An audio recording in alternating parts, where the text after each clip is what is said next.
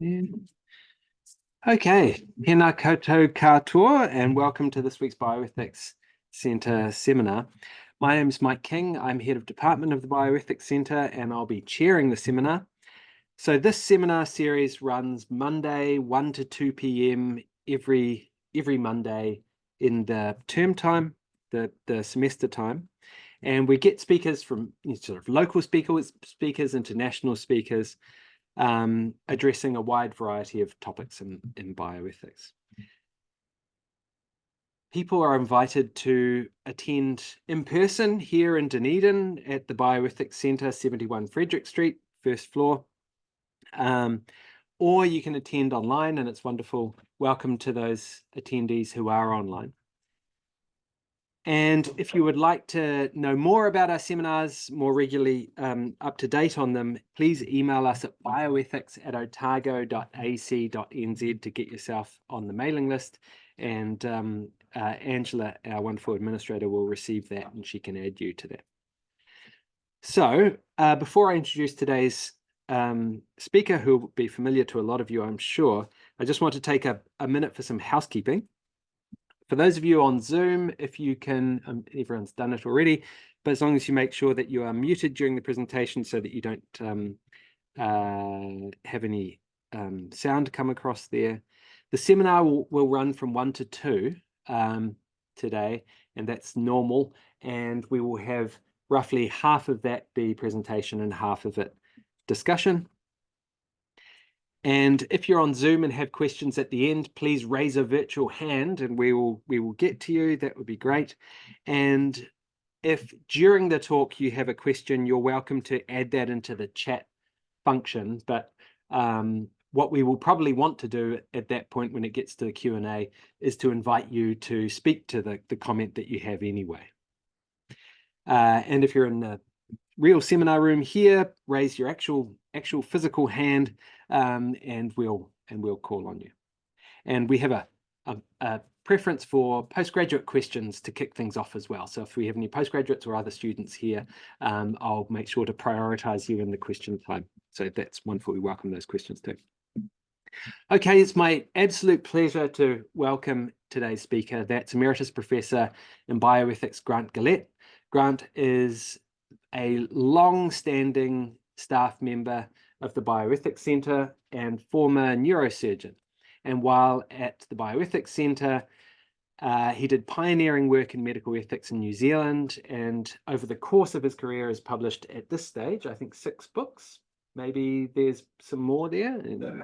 And there's probably more, I'm sure there's more to come. As well as a plethora of high quality articles across a range of topics, from clinical ethics through to philosophy of mind, philosophy of psychiatry. And it's on that topic, well, actually spanning those topics probably, that Grant is going to be speaking today about the biopsychosocial healthcare after Marcuse and Spinoza. So thanks, Grant. Over to you. Thank you all. A bit of a disclaimer at the beginning. My knowledge of Marcuse is very limited. I was enjoined to read him by my daughter-in-law when we recently visited London in Christmas to New Year, and I found in his work, One-Dimensional Man, a lot of inspiration. My knowledge of Spinoza is slightly more long-standing, but dwarfed by my colleague Simon, whose PhD I was privileged enough to mark. And so any Spinozist comments that are apposite to this topic, we will kind of discuss together after the presentation over the next couple of weeks. you'll see from it that I have actually allied myself to a number of thinkers over the years, some of whom have been very good colleagues and have jointly authored works with me, and particular Derek Bolton, the professor of psychological medicine from London, was a visitor to me here as we formulated the biopsychosocial approach to healthcare, which we published. And then when I fell ill over my series of strokes, he was good enough to make sure that the project was brought to a satisfactory conclusion, and then even more generous in including me as second author for the book. When you look at the actual text of the published book, I can detect my influence in the ideas, but not in the written product. The idea of biopsychosocial healthcare or medicine, approach to medicine, was originally floated by George Engel in 1977, as I've said on the handout. He himself was working in psychological medicine and found so often that the biological or biomedical model didn't quite encompass what he wanted to say about people suffering mental illness, and sometimes straitjacketed his own observations into a narrow framework that didn't sit well with them. So he suggested that medical theory and medical teaching needed to broaden itself and take in the biopsychosocial model. And gradually, throughout the world, medical schools took that lesson to heart. We did here, and we significantly modified our undergraduate medical program. It had already been forced on us that it should be wider than originally conceived when the upstarts at Auckland, with whom I trained, displacing the hegemony of the Dunedin or Otago University medical program, they introduced psychological medicine as an important part of the undergraduate course, and then went even further and employed a somewhat radical Catholic priest as a lecturer in the undergraduate program to help us encompass a wider conception of human life and the kind of distress that people might get into, which caused them physical illness. And so right from the very beginning, under the guidance of our Welsh head of school, the program was brought. And gradually, as a nimble university does, Otago realised that something was being included in medicine there beyond anatomy, biochemistry and physiology, and a very narrow biologically oriented psychiatry that actually was probably quite valuable for their students. So in a sense, by the time I finally came to Otago as a neurosurgeon, I had done what that pop song suggests and looked at life from both sides.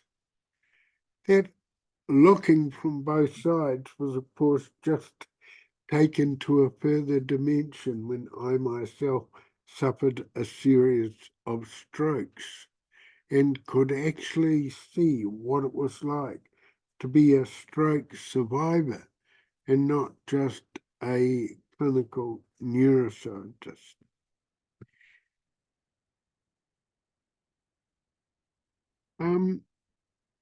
Being a survivor, looking at life from both sides, broadening my vision about the patient's journey, which I came to call it, was very relevant to me, and its relevance to psychological medicine was becoming evident throughout the world. So when Derek Bolton and I conceived of the biopsychosocial approach to healthcare as a book we could write together at an international philosophy of psychiatry conference in Italy. No, it was actually, when I think back to it, it was in Eastern Europe. We realized that if it was going to be genuinely applicable to sufferers from diseases and their recovery paths, it needed not only to be applied in relation to psychiatry, but also to other signal areas of medicine. And by signal, I mean clearly regarded as central to medical practice by doctors, and clearly looking at diverse conditions, the nature of which had gone right to the heart of our biological nature. And so the two conditions I chose to focus on once we'd published the first book was cardiovascular disease and cancer. Because I thought, well, actually, you can't get more biomedical than cardiovascular disease and cancer, because the high profile research, highly funded in those areas, was all biomedical. So I considered that to make the biopsychosocial approach relevant, broadly relevant, we needed to go into those three areas in some detail, looking at etiology or causation of disease, the actual disease experience itself,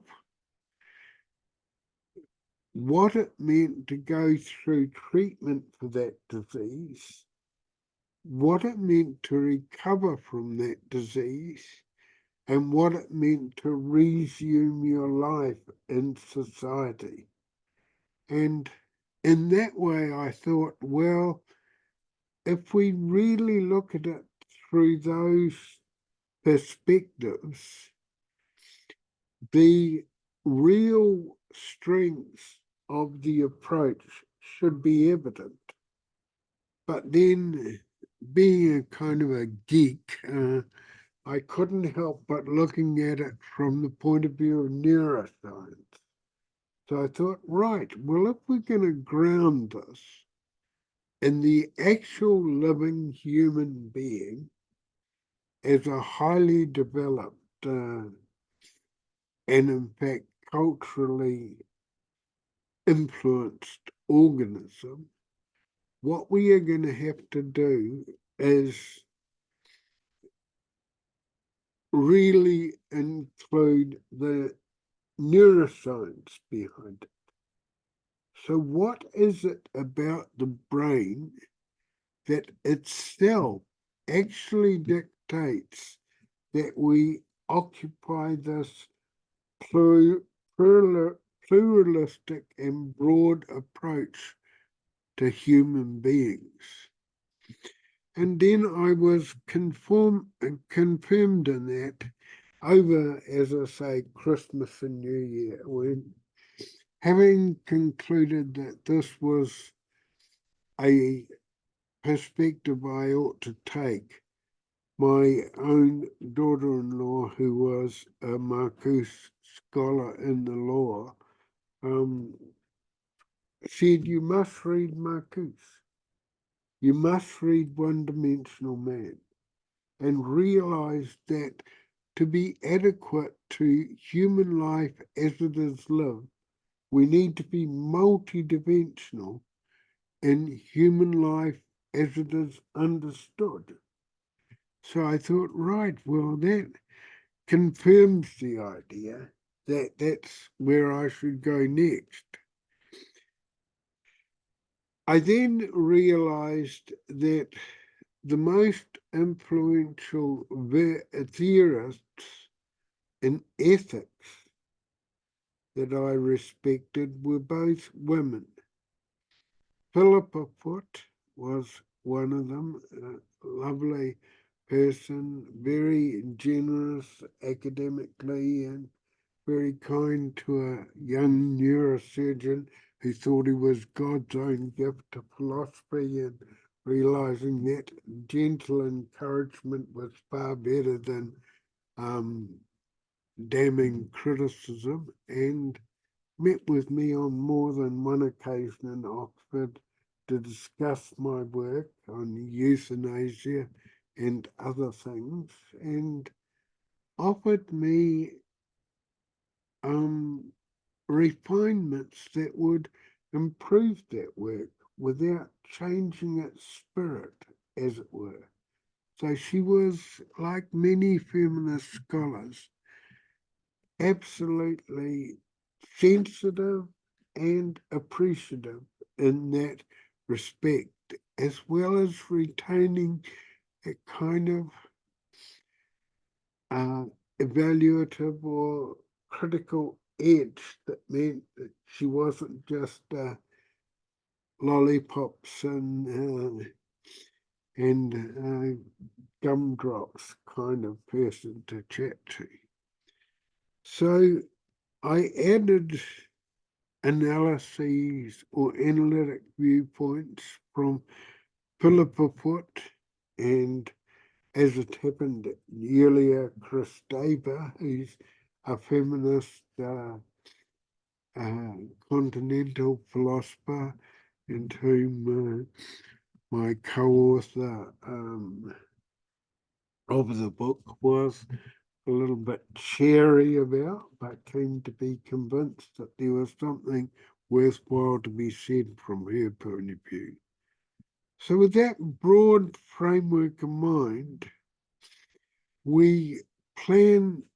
I plan to work on the following lines, to which I felt I needed to attract a Maori and a Pacific scholar, because their particular orientation to human life, I thought, ought to be represented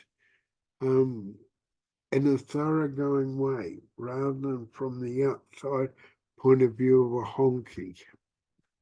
So the first thing I wrote about was neurophilosophy of health after Marcuse.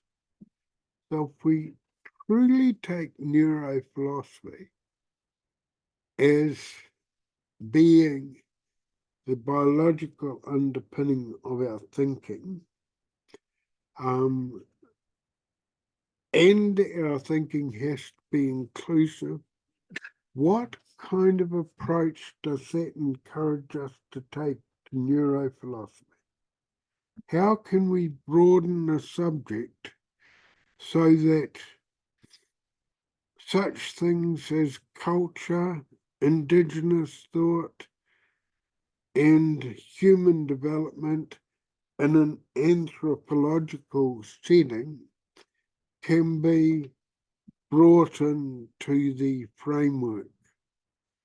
And that anthropological tone reflected a colleague of mine at Otago University here, who used also to be a patient of mine as it happened, called Peter Wilson, who was a very widely respected anthropologist. So he published a book called The Domestication of the Human Species. And so I thought that ought to come in here. That widened my view of etiology or causation. What causes disease in the modern world? And therefore I had to look seriously not only at genetics, but also at the profound influence that modern urban life has on which diseases we develop.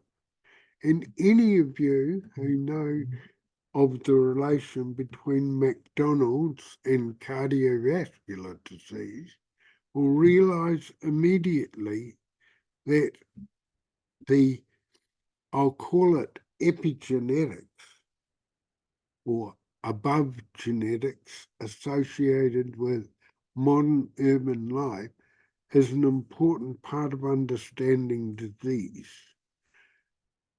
There I concede that epigenetics, as it's discussed in the biomedical literature and has been taken over by them, talks about intracellular mechanisms operating on the genome.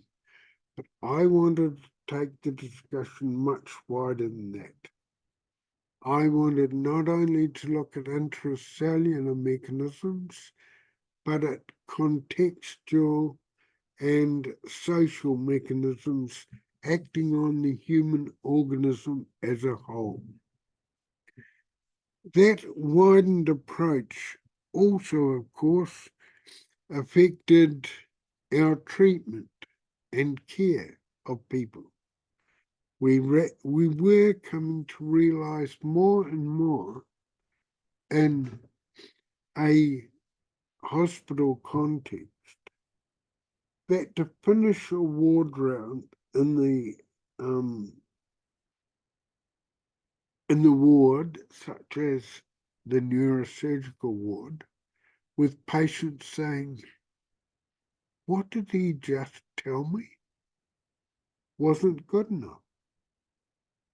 That in a way you had to say in a way that they could access, understand, and ask intelligent questions about their own knowledge of disease, whether that was a brain tumor or a stroke or something that might go wrong in some other way with them. The patients needed to know about their disease. They needed to be able to think to themselves, now, how is this part of my life affecting my disease? What is it doing to me to be living like this? That, of course, widened the focus for both treatment and care, as I've said there under the heading 3, and under heading 4, it went on to make us reformulate our approach to recovery. A patient isn't recovered when the physiological effects of their illness have been brought under biological control with drugs or other things. Recovery is the process of taking up again your life in the community, learning to live it again. My old college in Auckland, Limfield College, used to have the motto, Disque Vivere, learn to live. And I realised that had a really broad application to patients coming out of the hospital experience and going back into lived life in the community. And in that, doctors were pathetic. At the time, doctors were. We thought, oh, well, that's the kind of stuff that ITs do. And I suppose, who knows what an IT does? It's not really medical and scientific, but makes people feel better. So hook them up with the OTs and that'll kind of tide them along a bit. In my own recovery, I realised that broader contact with my life and seeing me situated back in my own home, a very demanding home for a person with strokes, because it's a 12-foot stud, 2-story, old Dunedin home. Well, if you can imagine anything less easy to negotiate for a patient with strokes, you're doing well. But that was the recovery setting in which my wife said, no, he's got to come home. Got to come home and learn to live here. But that way he'll be ready to live in any ordinary setting with the rest of the community. And of course, as wives so annoyingly often are, she was completely correct. And so the 5th section of my paper is becoming oneself again. How do you become yourself again? The things that I have met, both in myself and in the stroke society, have been patients that have followed the normal medical course, treated in hospital, and then as often as not sent to a rest home. Now that is not a return to your life. That is not becoming yourself again. In any rest home, with all the limitations involved, you have to re-establish yourself as someone who is known to people. And so it became obvious to me that when Shirley had said, Shirley's my wife, he's got to come home, he's got to be able to learn ultimately to manage these steps, she was saying something very profound about me becoming myself again. And here towards the close of the paper, I've mentioned the Stroke Club. We meet in a pub on a Saturday at 2:00. We're all stroke victims or partners of stroke victims. We chat about strokes. people chat about the things they found helpful or useful. They treat each other as people, just who've got experiences in common to talk about the way we all have. And this benefits you both cognitively and learning to formulate ideas about your own illness journey, and socially, learning to relate to a whole range of other people who may before their stroke have been factory workers,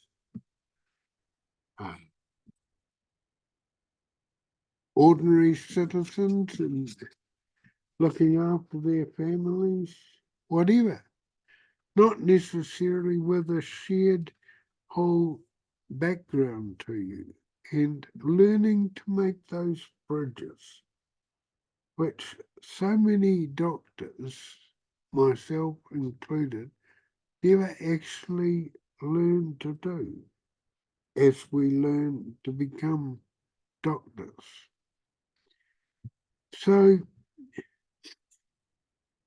in the end, I end up speculating what the biopsychosocial framework adds to one to that concept so satirized by Monty Python. What's the meaning of life? Well, the meaning of life is being somebody somewhere. That has a huge number of different forms. It may look pretty grim from the outside sometimes. It may even look deeply troubled, as in fact the philosopher Ludwig Wittgenstein's life looked to many people. But on his deathbed, he is recorded as saying, "Tell them I have had a good life." And I think if one had known all the things he went through, including terminal cancer, that's one of the last phrases that would have come to mind.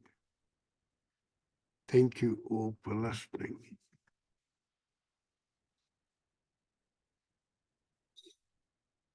Wonderful. Okay. Thanks very much, Grant. So now we have a good sort of 25 minutes or so for questions.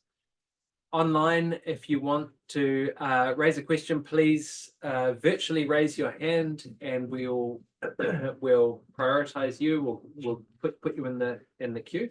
And within the room, do we have any questions? Please raise your hand, and if you get all that questions up in the air, and I'll make a list. Thank you. In the promotion and adoption of any program, for example, biopsychosocial healthcare, the concept of conditions for existence. Louis Althusser, are you familiar with that philosophy? Althusser, yeah. And but even what Charles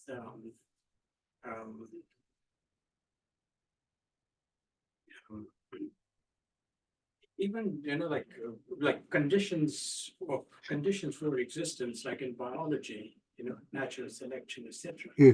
But for a program like this, the need is for the political community involved with healthcare to ensure that those conditions are created so that what you're promoting or recommending can eventuate. Yes. Conditions for, and you would know that Philo of Alexandria was the first person to bring to our attention to human, that's before Christ, conditions for existence. So conditions for existence. Yes, That's a very interesting remark because I do see, particularly in the contemporary political environment, the idea of restricting healthcare expenditure to the biomedical interventions that can be justified on the basis of a certain type of philosophy of science is very attractive because government, of course, fears the idea that healthcare expenditure could blow out. But if you can restrict it in its dimensionality to the biomedical, then there is a finite number of evidence supported, scientifically evidence supported interventions that you feel obliged to fund. And by restricting ourselves to that fairly narrow biomedical model, we can make sure that that population of interventions remains relatively small, with relatively delimited expenditures. Grass, I think you should tell everyone that your book is available for free. It seems to be open access, so that's great. So we can all read it. It's available. I have a question. Do you want to read out the title of the book? Yeah, so the biopsychosocial model of health and disease. Yeah. Yes. So where is it available? Well, just through Google. I see. Yeah, it Okay. seems. You'll go through a few links and eventually find a download. Yes, Yeah. actually, Derek Bolton insisted on that Yeah. because he had a research grant, and to him, the idea of royalties was much less attractive than the idea of a readership. Yeah. So he negotiated with the publisher that it be open access and paid from his research grant to secure that. Great. So I have a question just to maybe get at the specifics of your thesis. So I gather there was a criticism of the biopsychosocial model as originally put, and it was a little vague as to exactly how the relationships work. In what respect is how are we supposed to consider the different elements? And I guess at its simplest, it would just be, let's think of all these things, but what is the primary kind of factor that we should be weighting and so on? And I'd be interested in your take on top-down causation, which I see as a section in the book. And just to push the point a little, you gave at least, there was the two examples, one of cardiovascular disease and one of cancer. And you mentioned with cardiovascular disease, in a certain environment, we're more likely to have it. And I gather it's because if McDonald's is around, there's higher rates of, is that the empirical claim? If there's some correlation between the lifestyle factors, yeah. like hypertension being caused by occupational stress and poor dietary balance being caused by advertising. So just to push the point, I think if you think about bad food leading to a bad heart, we can tell that story in a biological level. So yes, it still invites quite a reductionistic, narrow, one-dimensional, you might say, causal story. Have you got a nice example that would illustrate the top-down causation, such that the psychological is affecting the biological? Okay, that's a very good question. Thank you.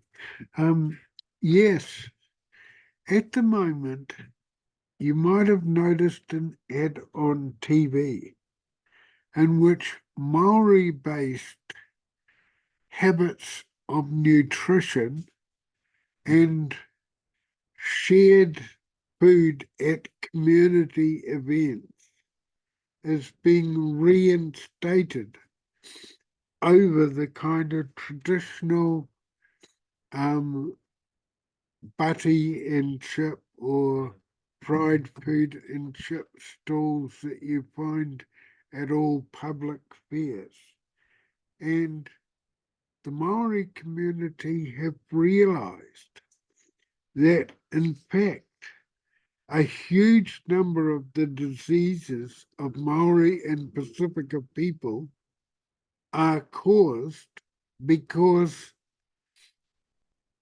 given the state of the economy and the kind of settings in which they live, they are bombarded by McDonald's, by Burger King, and by everything else that appeals to a very childish palate, and that as adolescents we tend to remain attached to, as we even call it, comfort food. And they are saying, look, think of our ancestors. Puha. You can gather puha by the roadside, often, many places in New Zealand. You don't have to buy commercially available greens. Think of all the other foods that our ancestors learned to get by with by living in close contact with nature. And teach your children from as young an age as you can not to have those appealing, high glucose, high fat, fast foods that will lead them into very bad dietary habits by the time they're adolescent. And in the hankering for many of the comforts of childhood that every adolescent goes through as they face the formidable psychological challenges of becoming an adult, of course, our hankering for those comfort foods is exaggerated, and our understanding that there are multiple factors driving us towards those which do not do us or our close relationship any good is a very destructive influence on us.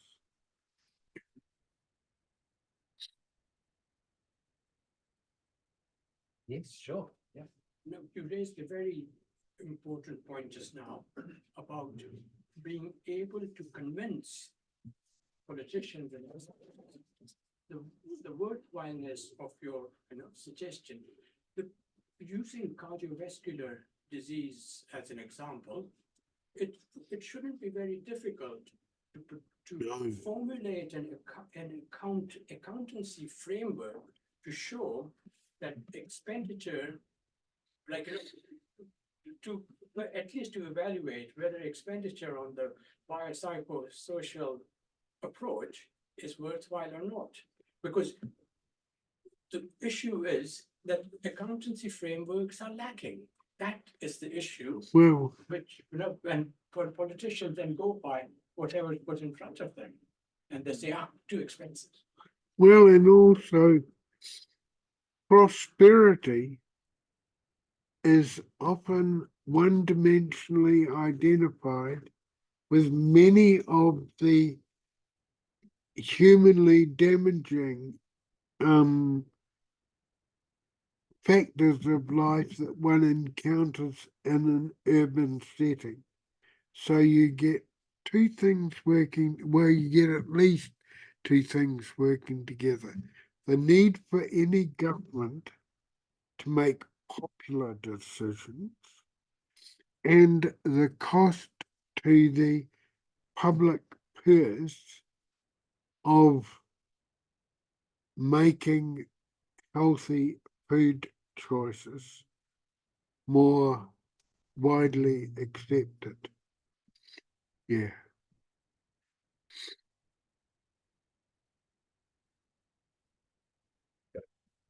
Question jump in there. So Grant, Marcuse, I don't know much about Marcuse either. Doing the club. Yes, but the little I do know suggests that he's from the Frankfurt School. Yes. It's sort of a Marxist Well, theoretical orientation. that's the label they got. Yeah. Yeah, right. And so I was wondering what Marcuse's sort of account of human nature is, and whether that's anything like Marx's. And it, in the sort of little that I could glean, it seems like it sort of is. And one key feature of Marx that I sort of always find interesting is the sort of realization of yourself through work, and this being an important component of human nature. Yes. And part of our sort of species being, Yes. and thinking about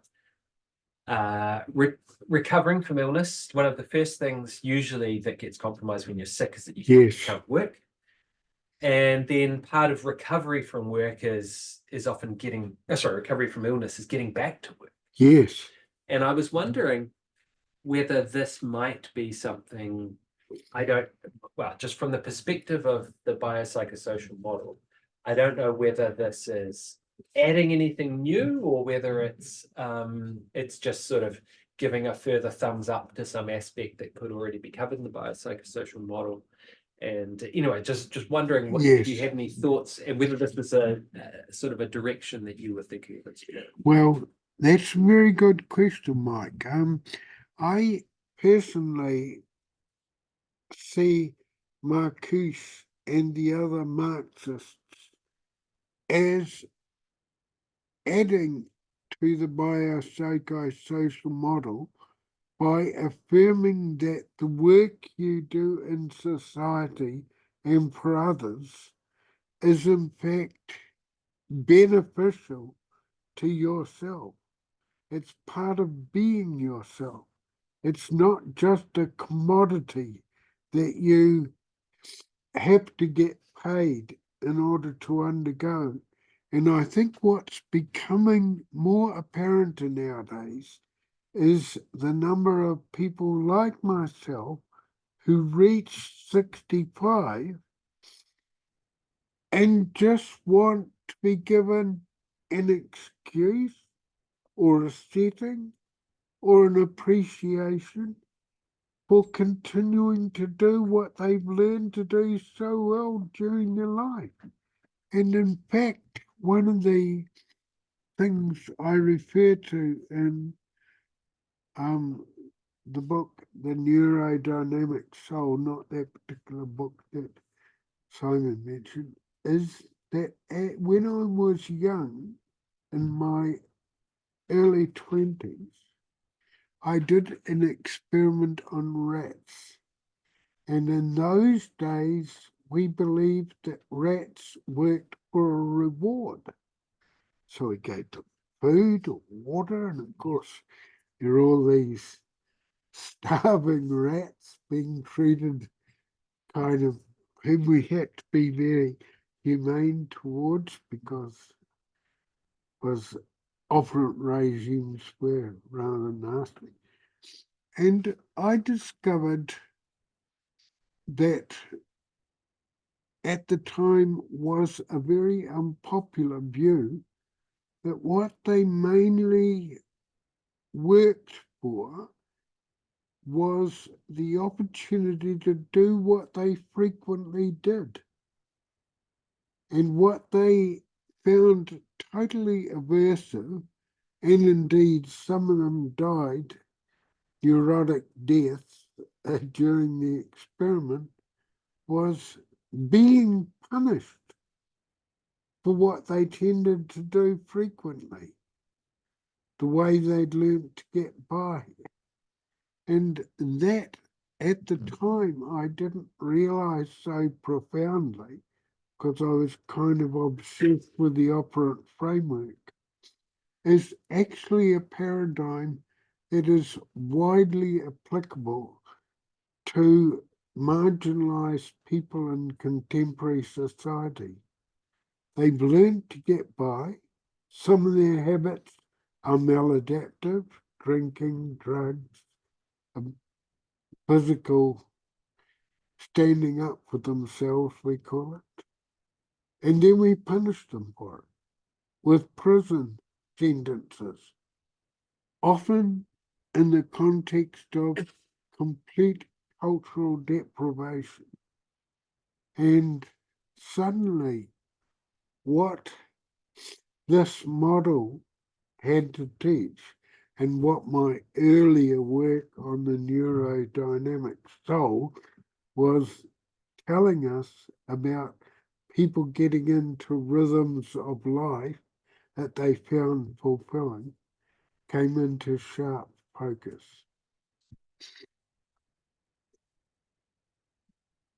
Great. Any other questions?